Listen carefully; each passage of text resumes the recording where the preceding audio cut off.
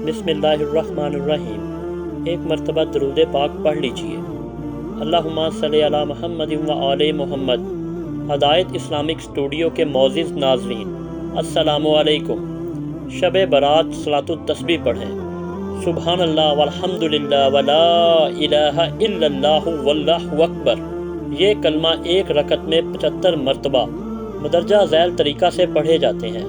نیت باندھ کر، یعنی سبحانک اللہم کے بعد 15 مرتبہ، سورہ فاتحہ اور کوئی سورہ پڑھنے کے بعد 10 مرتبہ، رکوع میں سبحان ربی العظیم پڑھنے کے بعد 10 مرتبہ، رکوع سے سیدھا کھڑے ہو کر قوما میں 10 مرتبہ، پہلے سجدے میں سبحان ربی الاعلیٰ کے بعد 10 مرتبہ، پہلے سجدے سے اٹھ کر جلسہ کی حالت میں 10 مرتبہ، پھر دوسرے سجدے میں سبحان ربی الاعلیٰ کے بعد 10 مرتبہ۔ اس طرح ایک رکعت میں 75 مرتبہ ہوئے۔ پھر دوسری رکعت کے لیے کھڑے ہو جائیں اور اسی ترتیب سے 4 رکعتوں میں یہ کلمات 300 مرتبہ مکمل کریں۔ فضیلت حضور اکرم صلی اللہ علیہ وآلہ وسلم نے عباس بن عبد المطلب رضی اللہ تعالی عنہ سے فرمایا، اے میرے چچا عباس، کیا میں تمہیں ایک تحفہ، ایک انعام، ایک بھلائی یعنی ایسی خصلتیں نہ بتاؤں کہ اگر آپ ان پر عمل کریں تو اللہ تعالیٰ آپ کے سارے گناہ، پہلے اور بعد کے، نئے اور پرانے، دانستہ اور نادانستہ، چھوٹے اور بڑے، پوشیدہ اور ظاہر، سب معاف فرما دے۔ وہ 10 خصلتیں، باتیں یہ ہیں کہ آپ 4 رکعت نماز ادا کریں۔ سبحان اللہ۔ 15ویں شعبان کا روزہ۔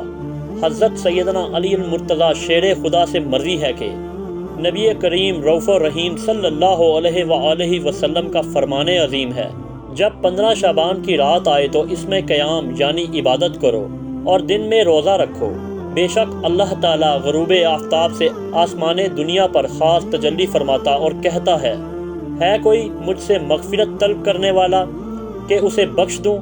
ہے کوئی روزی طلب کرنے والا کہ اسے روزی دوں؟ ہے کوئی مصیبت زدہ کہ اسے عافیت عطا کروں؟ ہے کوئی ایسا؟ ہے کوئی ایسا؟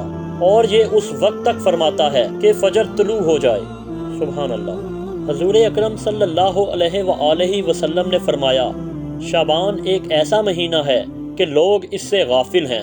حضرت سیدنا اسامہ بن زید فرماتے ہیں کہ میں نے عرض کی، یا رسول اللہ صلی اللہ علیہ وآلہ وسلم، میں دیکھتا ہوں جس طرح آپ صلی اللہ علیہ وآلہ وسلم شعبان میں روزے رکھتے ہیں، اسی طرح کسی بھی مہینے میں نہیں رکھتے۔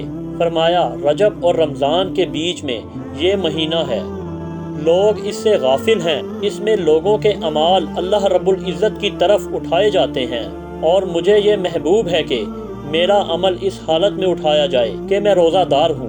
سبحان اللہ۔ شب برات۔ حضرت علی کا خاص عمل۔ حضرت نوفل بقالی کا بیان ہے کہ حضرت علی علیہ السلام 15ویں شعبان کی شب میں اکثر باہر آ جاتے تھے۔ ایک مرتبہ شب برات کی رات تشریف لائے اور آسمان کی طرف نظر اٹھا کر فرمایا کہ ایک مرتبہ حضرت داؤد علیہ السلام نے 15ویں شعبان کی رات آسمان کی طرف نظر کرتے ہوئے فرمایا تھا کہ یہ وہ وقت ہے جس شخص نے اللہ تعالیٰ سے دعا مانگی، اس کی دعا اللہ تعالیٰ نے قبول کی، اور جس نے دعائے مغفرت کی، اللہ نے اس کی مغفرت کر دی۔